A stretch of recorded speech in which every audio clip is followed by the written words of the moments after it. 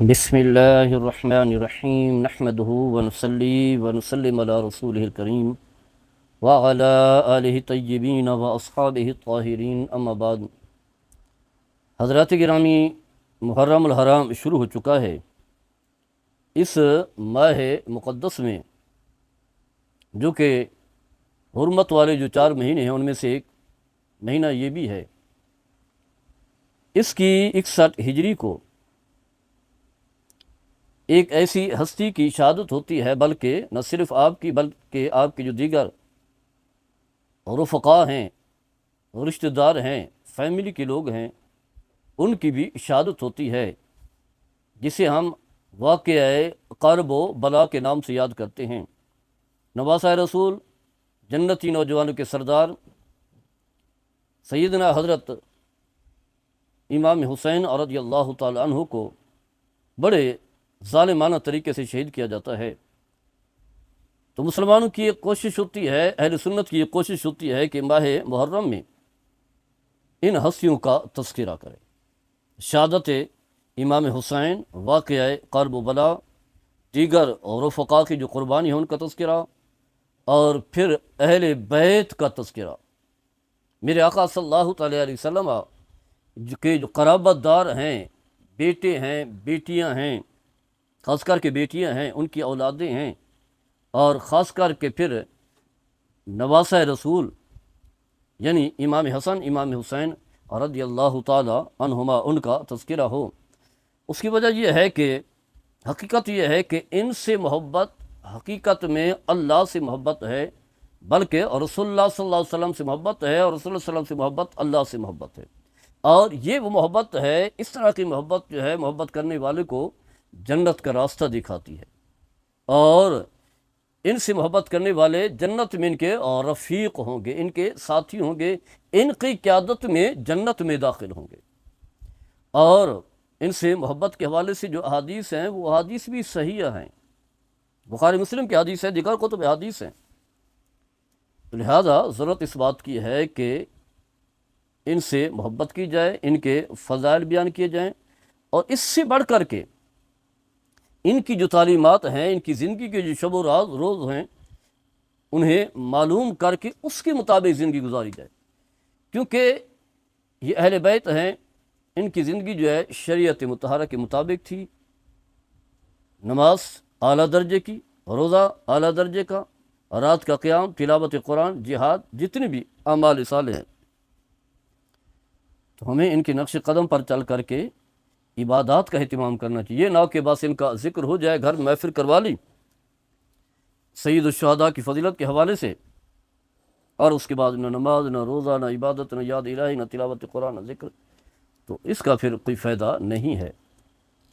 حدیث پاک میں آتا ہے، حضرت زید بن ثابت رضی اللہ تعالیٰ عنہ اس حدیث کے راوی ہیں، فرماتے ہیں کہ رسول اللہ صلی اللہ تعالیٰ علیہ وسلم نے فرمایا کہ انی تارکن فیکم خلیفتین، کہیں فرمایا یا ایھا الناس، زید بن ارقم اس حدیث راوی، یا ایھا الناس انی تارک فیکم امرین لن تضلوا ان اتبعتموها، کہیں فرمایا کہ تارک فیکم خلیفتین کتاب اللہ حبل ممدود ما بین السماء والارض او ما بین السماء الى الارض واتراتی اہل بیتی وانہما لن یتفرقا حتی یرد علی الحوض۔ فرمایا بے شک میں تمہارے لیے 2 نائب چھوڑ کر کے جا رہا ہوں، ان میں سے ایک کتاب اللہ، اللہ کا قرآن ہے، جو آسمان اور زمین کے درمیان پھیلی ہوئی رسی کی طرح ہے، اور دوسرا فرمایا میری اطاعت یعنی میرے اہل بیت کرام ہیں، اور پھر فرمایا یہ کہ دونوں اس وقت تک ہرگز جدا نہیں ہوں گے جب تک کہ یہ میرے پاس حوض کوثر پر نہیں پہنچ جاتے۔ یہ حدیث جو ہے مسند احمد بن حنبل میں بھی ہے، اور اسی طرح جو ہے دیگر کتب احادیث میں بھی ہے۔ اسی طرح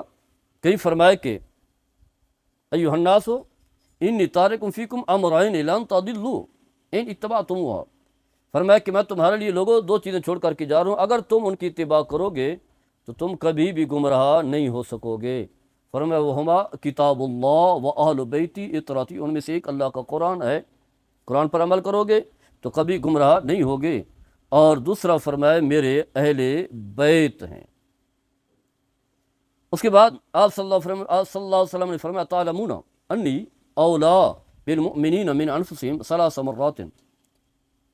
کہ تم جانتے ہو کہ میں مومنین کی جانوں سے بھی بڑھ کر کے عزیز ہوں، اور آپ نے یہ لفظ جو ہے 3 مرتبہ ارشاد فرمایا۔ اس کے بعد آپ نے فرمایا کہ من کنت مولا فہذا فعلی مولا، فرمایا جس کا میں مولا ہوں اس کا علی بھی مولا ہے۔ کہیں فرمایا، حضرت عبد الرحمن بن عوف اس حدیث کے راوی ہیں، فرماتے ہیں کہ رسول اللہ صلی اللہ علیہ وسلم نے جب طائف کو جو ہے فتح مکہ کے بعد جب آپ طائف کی طرف چلے تو اس کا 8 یا 7 دن کا محاصرہ کیے رکھا طائف کا، پھر صبح یا شام کے وقت جو ہے اس میں داخل ہو گئے، پھر آپ نے پڑاؤ کیا، پھر ہجرت فرمائی۔ اس کے بعد فرمایا یا ایھا الناس انی لکم فرۃ وانی اوصیکم بعطرتی خیرا وان موعدکم الحوض، فرمایا کہ لوگوں بے شک میں تمہارے لیے تم سے پہلے حوض کوثر پر موجود ہوں گا، اور بے شک میں تمہیں اپنی عطرت کے ساتھ، اپنے خاندان کے ساتھ، اپنے اہل بیت کے ساتھ نیکی کی وصیت کرتا ہوں، اور بے شک تمہارا ٹھکانہ حوض کوثر ہوگا۔ اس کے علاوہ جو ہے حضرت ابن عباس رضی اللہ تعالیٰ عنہما اس حدیث کے راوی ہیں، اس آیت کریمہ کے بارے میں فرماتے لما نازلت هذه الآیت قل لا اسألکم علیہ اجرا الا المودۃ فی القربى، جب یہ آیت کریمہ نازل ہے جس میں اللہ تعالیٰ فرماتا ہے کہ اے حبیب آپ فرما دیں کہ میں تم سے کوئی معاوضہ طلب نہیں کرتا، یہ جو میں نے دعوت تبلیغ کا کام کر رہا ہوں، اللہ کا پیغام تم تک پہنچا رہا ہوں، تمہیں توحید میں داخل کر رہا ہوں، کوئی معاوضہ نہیں مانگتا سوائے اس کے کہ تم میرے قرابت داروں سے محبت کرو۔ تو صحابہ نے عرض کی یا رسول اللہ صلی اللہ علیہ وسلم من قرابتو کا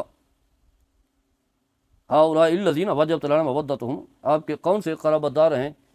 جن سے محبت کرنا ہمارے اوپر جو ہے اللہ تعالیٰ نے لازم کی ہے؟ تو آپ نے فرمایا علی و فاطمۃ و ابناہما، طبرانی کی حدیث ہے، معجم القبیر طبرانی کی، فرمایا علی ہیں، فاطمہ ہیں، اور ان کی اولاد ہیں، یعنی حسن اور حسین اور رضی اللہ تعالی عنہما۔ اس کے علاوہ جو ہے بکثرت حدیثیں جو آپ کو ملیں گی جس میں رسول اللہ صلی اللہ علیہ وسلم نے اپنے اہل بیت، آپ کے قرابت داروں کے ساتھ محبت کرنے کا آپ نے حکم دیا ہے۔ اور یہاں یہ بات یاد رکھیں کہ آپ نے قرآن کے ساتھ اپنے اہل بیت کو جو ہے جوڑا ہے، یہ بتایا ہے کہ قرآن سے محبت کرنے والا ایسی ہے گویا کہ اہل بیت سے محبت کرنے والا ہے، اہل بیت سے محبت کرنے والا قرآن سے جو ہے وہ جڑا ہوا ہے، کیونکہ دونوں کی تعلیمات، دونوں کے احکام ایک ہی ہیں کہ انسان جو ہے اپنے رب سے جڑ جائے اور رسول اللہ صلی اللہ علیہ وسلم کی پیروی کرے، دنیاوی زندگی کو اخروی زندگی پر جو ہے ترجیح نہ دے بلکہ دنیاوی زندگی قربان کر دے، اور دنیاوی زندگی شریعت مطالعہ کے مطابق گزار کر کے